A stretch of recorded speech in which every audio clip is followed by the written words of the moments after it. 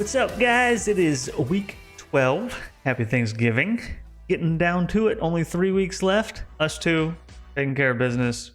Went ahead and secured our playoff spots last week. But every single person, all 10 teams, still eligible for that playoff spot. So that's exciting stuff. Yeah, it's pretty crazy, honestly. I don't know, on average, how late everyone's still involved, but it feels like with 3 weeks left to go that everyone's still in the hunt is pretty good. Yeah, I like it. Jumping into last week, had some rematches again from week one. Also, another grilling matchup with the Hungry Hush Puppies versus the Grillers. Aaron falling again, back down under 100. Colt right over 100 at 101. Not looking like many people saw Aaron's season going. No, I don't think so. The fact that Aaron's now tied for the 8th seed, so him and Colt are down there at 8 and 9 together. It's been a weird year for Aaron. Just can't seem to get the right lineup in there. His team on paper should be much better than this. Colt's getting it done. 3 straight weeks over 100 now for him. So, I mean, maybe he's making a late season push. That'd be pretty cool. Maybe somehow he sneaks in again. He always liked to sneak into that sixth spot. Yeah, I mean, I know I'll be worried if Colt comes in at the 6th seed because that seems to be where he does his best work. Yeah, and also talking about Aaron's team, super unfortunate that he was like, all right, time to get down to business, get Joe Burrow on the team. Joe Burrow is no longer playing this year. Yeah, literally gets hurt on Thursday. As quick as he could possibly get hurt for Aaron's team, he's like, yep, I got you, brother, don't worry. Yep. So that sucks. Also, that affects me and you with T. Higgins and Jamar Chase. So what the hell, Aaron? Why'd you do that? Yeah, thanks a lot. And then we had the Unknowns versus the Bad Boys, the only one to go 5-0 against Alex. We thought that was the limit right there. Turns out nobody beats Alex 6 times in a row. Yeah, I mean, it was, again, the perfect setup for Garrett. It's a low-scoring game, head-to-head matchup that he thrives in, but he just couldn't get it done this time. So it's the lowest score of the week again for Garrett for the 2nd time this year, and it's also the 3rd head-to-head when Alex has now hit with less than 80 points. So good job, Alex, I guess. I mean, winning them when it counts. This is Alex's 4th head-to-head win of the season. And this is now back-to-back years that he's done that. So Alex has never won past week 11, which was this past week. So we'll see if that changes this year, but hopefully not this week. Yeah. Yeah, and with his 4 head-to-head wins, he's actually not last in head-to-head. That is Aaron. Only 3 head-to-head wins. That is Aaron having a rough go of it. Sorry to bring that up. Again. Anyways, moving on to Mahomes improvement versus Abilene Woodpeckers. Mir gets that revenge with a good top 3 score of 113 to Chris's under 198. It's back-to-back weeks now for Chris under 100, and 3 of his last 4 now under 100 points. So not really sure what's going on there with his team. He hasn't really had any massive injuries. Obviously, he lost Mark Andrews, but he was on the bench this week anyway. So yeah. Well, speaking of, Chris, are you cheating or something? You go double tight end always, and then you're like, nah, not this week, and then Mark Andrews gets hurt. That's your fault. And also, you deserve to lose with your witchcraft going on, knowing that Mark Andrews was going to get hurt. That's crazy. Yeah, Chris under 100 for 3 of the last 4, and Miller over 100 for 3 of the last 4. So a little bit of a flip-flop from what you would expect, but Miller and Colt heating up at the right time. Yeah, this is whenever you want to heat up and not whenever you want to cool off, Chris. But be my guest to not make the playoffs. And then we had What'll It Take versus Red Rain.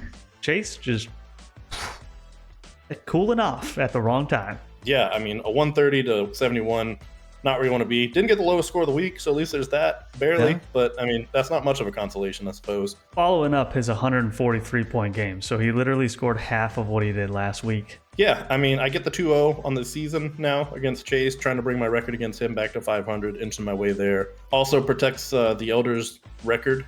Chase was a candidate for getting over 500, so I made sure that didn't happen. Looking out for the Elders in that aspect. I did my job. I'm done with the year. There you go. And then we had Trade Station versus Pantaji Football Team. I wasn't worried going into it. He had back-to-back bottom scores, sub 70, just awful, looking bad. I took Eckler off his team. I scored 108 to his 134. Why? How are you going to get the top score of the week?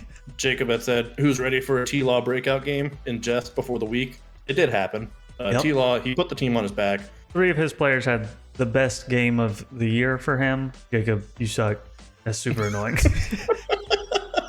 But jumping into the standings, we had 6 people move for the 3rd week in a row, which is really weird. It's kind of normal at the beginning of the season, but this late in the season, having that much movement is strange. But me and Kevin flip spots. Jacob and Miller hopping up 2 spots after Garrett jumped 3 of them last week. So Garrett comes back down 2 spots, and Aaron also falling down 2 spots, tied with Colt down there. And I think we're set up for another week of a lot of movement. We've got 2 teams tied at 9 and 13, and then we've got 2 teams tied at 8 and 14. Jacob's only a half game ahead of Miller, and then a full game ahead of Colt. So there's still a whole lot of movement that could happen in that 5 to 9 area. And I mean, I'm only a half game ahead of you, so there's still a potential for me and you to flip flop a couple times down the stretch. Important games these last few weeks that for sure. Gonna have to keep an eye on. Jumping into this week's matchups. Starting off, we got number 1, Red Rain versus number 10, the Bad Boys. I beat him back in week 3, avoided the Alex Apocalypse. Always worried about the Alex Apocalypse for sure. But like I said earlier, Alex has never won past week 11. We're going into week 12. So I'm hoping I'm not going to be the first victim of that. Yeah. Save it for next week, Alex, please. Right now, like we said, Alex is still in the playoff hunt. Gonna be looking for every victory that he can find. He's one of the teams that's never been in the playoffs, so I don't want to lose to him, but it would be fun to see him make the playoffs. Yeah, I mean, if he beats me and then makes the playoff, great. But Alex, if you beat me and still miss the playoffs, what the hell, dude? Yeah, exactly. You can't do it for nothing. Then we have number 2, Trade Station versus number 6, Abilene Woodpeckers. I beat Miller by 80 back in week 3, so hopefully I can do that again. But Miller right there at number 6 on the fringe of the playoffs, tied and so close to everybody around there. He's going to be doing everything he can to scratch and claw his way up the standings so he doesn't have to worry about it come the last week of the season. Yeah, and like we said earlier, 3 of the last 4 over 100 for Miller, so he's going to look to continue that streak. He's heating up at the right time. Definitely a scary matchup. Never know with Miller, and basically just need Josh Allen to sit out the game. Then we have number 3, Mahomes Improvement versus number 9, Grillers. Both of these guys on a trajectory opposite from each other. Like we said earlier, Colt's been heating up, Chris cooling down. Chris won pretty handily back in week 3. He's also 9-0 all time versus Colt. So eventually, statistically, Colt should win one of these games. And it feels like now is your best shot. I know that Chris ranked you 9th, not 10th. Yeah, Jacob there, but you get this win, it feels like a grilling matchup.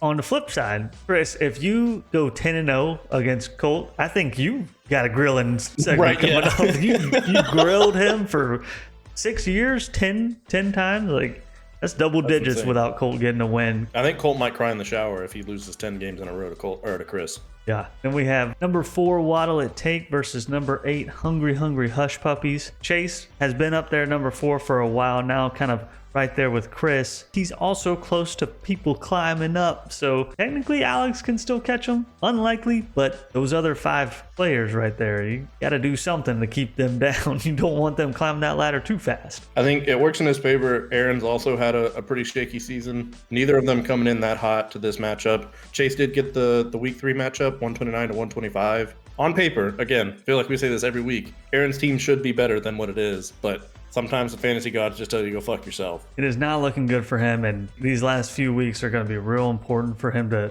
try and even make the playoffs. A bunch of us had Aaron like top 5, top 4 in the preseason rankings, and he is just not living up to expectations. I mean, Chase had Aaron at number 2. That's rough, but I'm sure Chase is rooting against it this week. Yeah, he's saying, give me one more week of this. Yeah.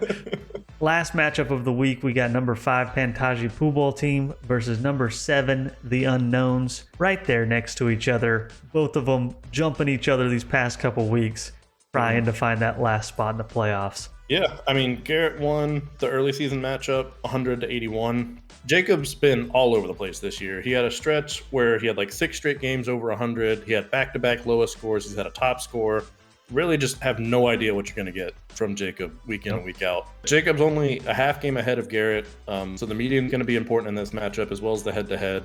We know Garrett is ridiculously good and head-to-head matchups this year. Not so great in the median. A 2-0 in this matchup would be huge. We'll see if either of them can pull that out this week. Gonna be interesting to watch. Basically, anybody in that 5 to 9 region. Mm-hmm. Sorry for counting you out, Alex. History says some other things, but we'll see. Everybody can still get into those playoffs. Next 3 weeks, better bring your A game and don't cool off too much, Chris. Or do. Yeah, I mean, if you want to, you can go for it. It's your life. Yeah. Don't let us tell you how to live your life. True. I mean, me and Kevin are right now trying to lock up the bye week. So if you want to go and cool off at least for one more week, much appreciated. Yeah. Gonna be fun. Hopefully everybody gets a ton of turkey this week. Or ham. I prefer ham, so we'll see. I was gonna say, do you have a preferred Thanksgiving dish? It's not just meat, but side dish or anything? You got a favorite? Yeah, banana pudding. Oh, I should have known that. That was a dumb question.